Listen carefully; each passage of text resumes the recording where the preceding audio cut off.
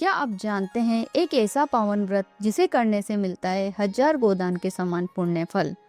जय श्री कृष्णा, राधे राधे मित्रों। यह व्रत है फाल्गुन मास की शुक्ल पक्ष की एकादशी, आम्ल की एकादशी। शास्त्रों में बताया गया है कि इस दिन आंवले के वृक्ष में भगवान विष्णु का निवास होता है। जो भक्त श्रद्धा और विधि विधान से इस व्रत को करते हैं उनके जीवन के कष्ट दूर होते हैं, सौभाग्य और समृद्धि का द्वार खुलता है और मोक्ष की प्राप्ति होती है। तो आइए जानते हैं आम्ल की एकादशी की पवित्र व्रत कथा। साल 2026 में आम्ल की एकादशी 27 फरवरी शुक्रवार को है और व्रत का पारण किया जाएगा 28 फरवरी को सुबह 6:47 से सुबह 9:06 तक। अब जानते हैं आम्ल की एकादशी की पावन व्रत कथा। मानधाता बोले कि हे वशिष्ठ जी, यदि आप मुझ पर कृपा करें तो किसी ऐसे व्रत की कथा कहिए जिससे मेरा कल्याण हो।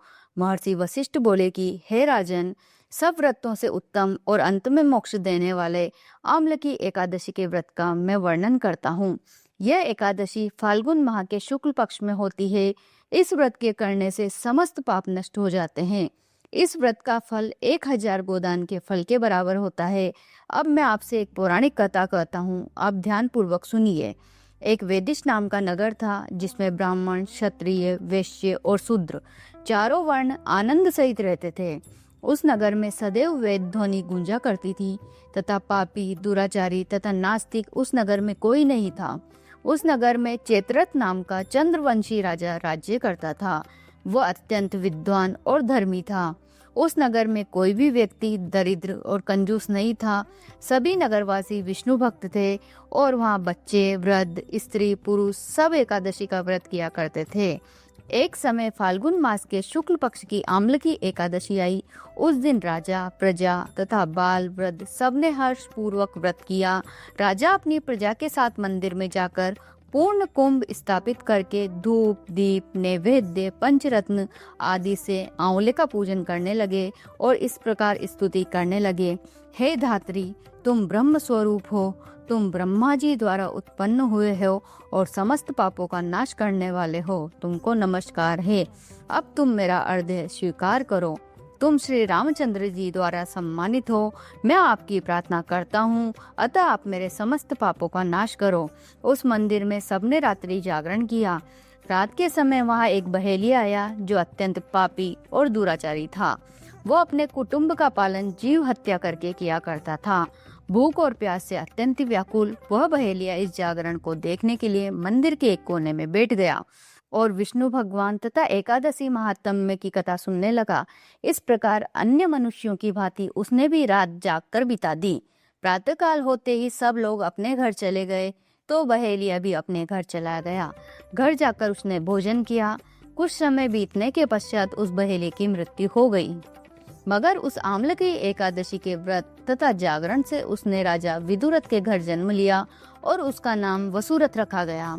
युवा होने पर वह चतुरंगिनी सेना के सहित तथा धन धान्य से युक्त होकर 10,000 ग्रामों का पालन करने लगा। वह तेज में सूर्य के समान, कांति में चंद्रमा के समान, वीरता में भगवान विष्णु के समान और क्षमा में पृथ्वी के समान था। वह अत्यंत धार्मिक, सत्यवादी, कर्मवीर और विष्णु भक्त था। वह प्रजा का समान भाव से पालन करता था। दान देना उसका नित्य कर्तव्य था। एक दिन राजा शिकार खेलने के लिए गया। देवयोग से वह मार्ग भूल गया और दिशा ज्ञान न रहने के कारण उसी वन में एक वृक्ष के नीचे सो गया। थोड़ी देर बाद पहाड़ी मल्लेच्छ वहां पर आ गए और राजा को अकेला देखकर मारो मारो शब्द करते हुए राजा की ओर दौड़े। मल्लेच्छ कहने लगे कि इस दुष्ट राजा ने हमारे माता पिता, पुत्र पौत्र आदि अनेक संबंधियों को मारा है तथा देश से निकाल दिया है, अतः इसको अवश्य मारना चाहिए। ऐसा कहकर वे मल्लेच्छ उस राजा को मारने दौड़े और अनेक प्रकार के अस्त्र शस्त्र उसके ऊपर फेंके। वे सब अस्त्र शस्त्र राजा के शरीर पर गिरते ही नष्ट हो जाते और उनका वार पुष्प के समान प्रतीत होता। अब उन मल्लेच्छों के अस्त्र शस्त्र उल्टा उन्हीं पर प्रहार करने लगे, जिससे वे मूर्छित होकर गिरने लगे। उसी समय राजा के शरीर से एक दिव्य स्त्री उत्पन्न हुई। वह स्त्री अत्यंत सुंदर होते हुए भी उसकी भ्रुकुटी टेढ़ी थी। उसकी आंखों से लाल लाल अग्नि निकल रही थी, जिससे वह दूसरे काल के समान प्रतीत होती थी। वह स्त्री मल्लेच्छों को मारने दौड़ी और थोड़ी ही देर में उसने सब मल्लेच्छों को काल के गाल में पहुंचा दिया। जब राजा सोकर उठा तो उसने मल्लेच्छों को मरा हुआ देखकर कहा कि इन शत्रुओं को किसने मारा है, इस वन में मेरा कौन हितैषी रहता है। वह ऐसा विचार कर ही रहा था कि आकाशवाणी हुई, हे राजा, इस संसार में विष्णु भगवान के अतिरिक्त कौन तेरी सहायता कर सकता है। इस आकाशवाणी को सुनकर राजा अपने राज्य में आ गया और सुख पूर्वक राज्य करने लगा।